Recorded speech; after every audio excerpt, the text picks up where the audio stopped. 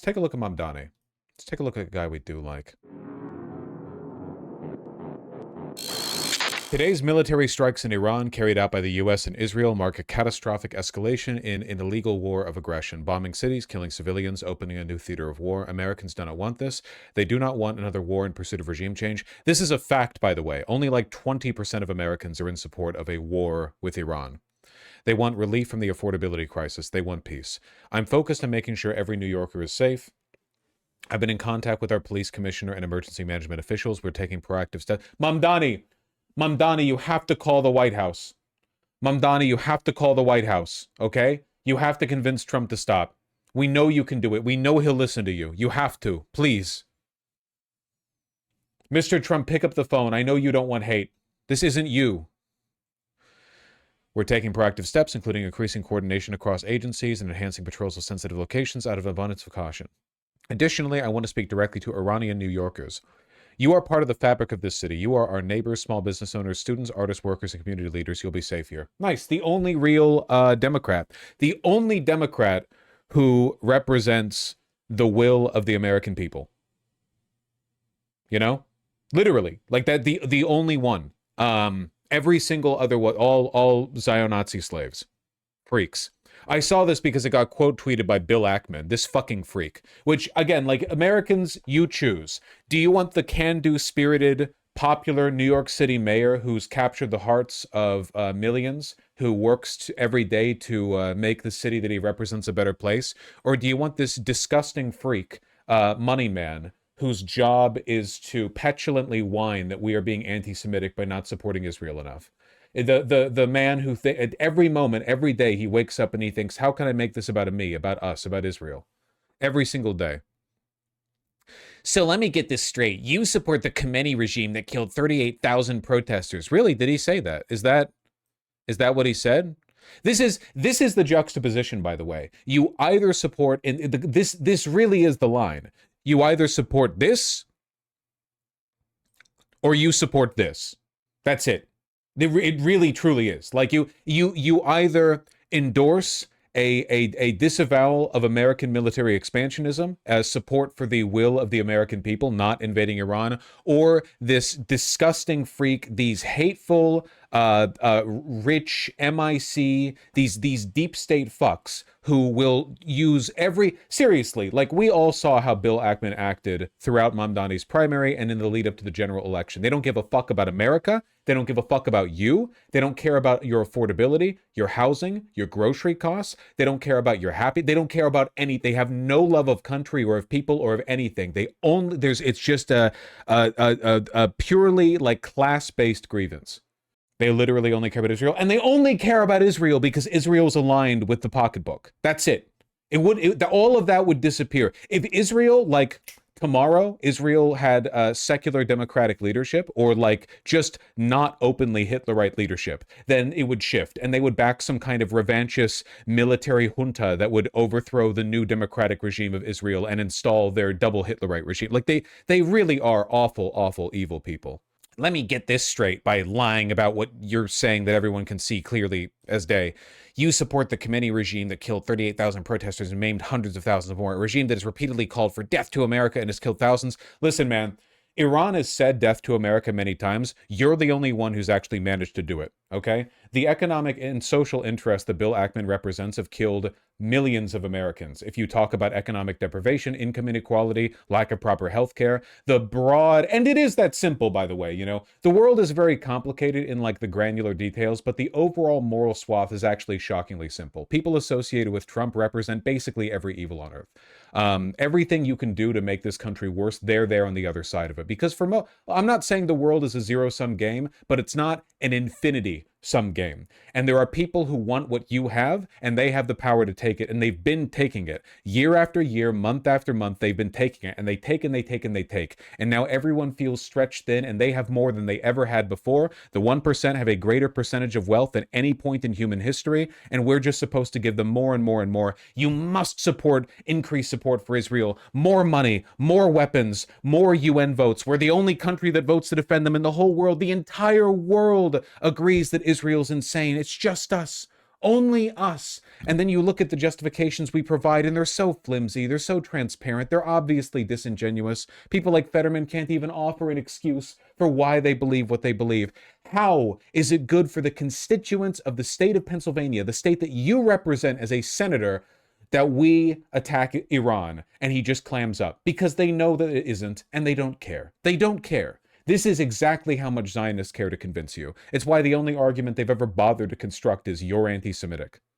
Meanwhile, these are the most anti-Semitic motherfuckers in the world. They benefit from anti-Semitism because it galvanizes the population of Israel against them. They love anti-Semitism. They love it. They love anti-Semitism as much as the Nazis loved anti-Aryan sentiment from the Jews in their country. You don't think the Nazis were fucking delighted every time they got like a prominent Jewish artist or industrialist who was saying something negative about the Nazi regime? They love that shit. It reaffirms their fucking propaganda. You get one guy, you find one guy who's like, I don't know, got a grievance or whatever, broadcast it, get Himmler on that shit. Put it out on every fucking radio program. Hey guys, this is what they all think of us. And then you radicalize another 10 million fucking Nazis. That's the whole point. They love it. These fucking Epsteinites. One that has taken away women's rights and freedoms for the Iranian people, as opposed to the Trump administration, The Trump administration that I support. I'm so sincerely concerned by the reactionary tendencies of the Iranian regime, which is why I support all of those tendencies in the United States. Oh, but it's different. No, it's not. Like all of those Republicans who kept running with the line, Arabs would throw gays off of building, until the mainstream Republican position on gay people became, we will throw gay people off of buildings, and then they stopped saying it. Remember that? Remember that? Decades and decades of, well, did you know that they're homophobic? But once homophobia became like the mainstream vice signal for them, they were like, okay, we'll stop mentioning it because we can't mention it without a bunch of people in our crowd going, based, based, based, behind us. Then you call our efforts to destroy the evildoers a catastrophic escalation. You also support those who attack our police force. You take the side of the criminals rather than the victims of violent actors in our city. How is it that you can't differentiate between good and evil? Why is this so hard for you? Browbeat, browbeat, browbeat, browbeat. You anti-Semitic, anti-Semitic, anti-Semitic. These people should all be arrested. They're traitors to the United States. I really, truly believe that we should just, if we had a based regime in power, a truly based one, we would just blanket arrest everyone over a certain income level, and we would just make them defend what they have to us, Because odds are solid like 95% of them have openly supported efforts to roll back the Constitution and impose an anti-democratic regime, It's pretty much the entire capital class. Keep Rikers open for them. Gotta kick it open. Vaush is okay with fascism if he's doing it. Classic fascist position. We need to remove the influence of wealthy people from government. They love doing that, man. They love doing that shit. Very principled position on their end. You can't defend democracy. That's fascist. God, I hate these people. In an environment where Democrats, by and large, support these attacks on Iran, people like Zoran Mamdani are only going to grow more important.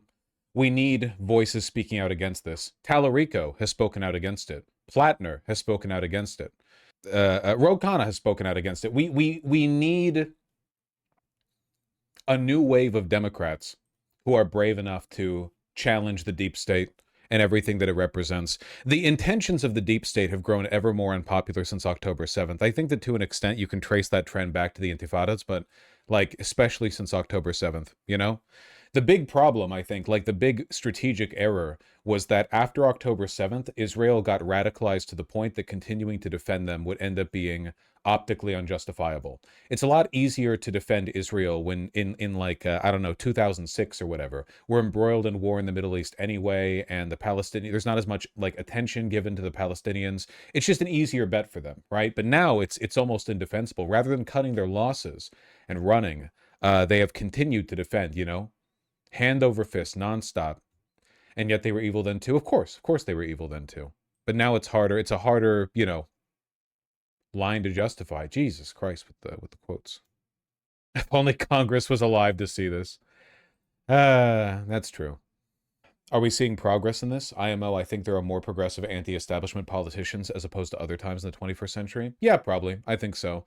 I think that like the West right now, the population of the West is having kind of a crisis in faith of democracy because you have two sides basically. You have the right wing, which openly does not believe in democracy and offers an alternative, and then you have the left wing, left wing, right? The Democrats, or I don't know, the Labour Party in the UK, whatever you prefer, and what they offer essentially is the status quo and an increasingly unconvincing set of justifications for why they can't do more. Like, it used to be easier for them. But how the fuck, as a Democratic politician now, do you endorse the status quo when things are falling apart this quickly, when everything is this crazy, this bad, this loud? I think that a lot of people are having that crisis of faith. That's one of the reasons why I've said, like, I'm not voting for Gavin Newsom for the president, no matter what. And I think that's because, like, I'm worried that the American people might make the wrong move. They might give up completely and become apathetic and allow themselves to be ruled like cattle rather than to remain principled and hope for something better, even if that hope is marginal and kind of incremental. But I don't think that Gavin Newsom represents anything better. I think Gavin Newsom represents, at most, like a slower decline. And that's the positive take. Like that's the better case scenario, you know? So yeah, it's not good. Also, to an extent, it's about like the betterment of the lives of the people of Israel. Not that they're the victims here, but I really don't think anything's going to change in the near future that gets rid of Israel. Like, realistically, they're not all going to be just removed from the region. That's not very likely. But somebody needs to give them a wake-up call, you know? There needs to be some kind of global reckoning with Israel, probably led by the United States, that knocks them out of this, you know? No, I'm not. It's not Fed posting. It's true. Like the right now they're on a collision course for annihilation. They will attempt to conquer the world. They will continue to do this over and over and over and over and over again. They will not stop. And like inevitably that is a path that will get all of them destroyed. It would probably be better if they learned earlier on, like, hey, you don't actually have infinite permission to do what you want. The fact that us continuing to give them leeway time after time is why they've arrived at this position. It's how they've gotten to this point, you know? They do need a rude awakening. It's why AOC is wrong on the defensive weapons. Yes, we should not be providing any defensive weapons to Israel.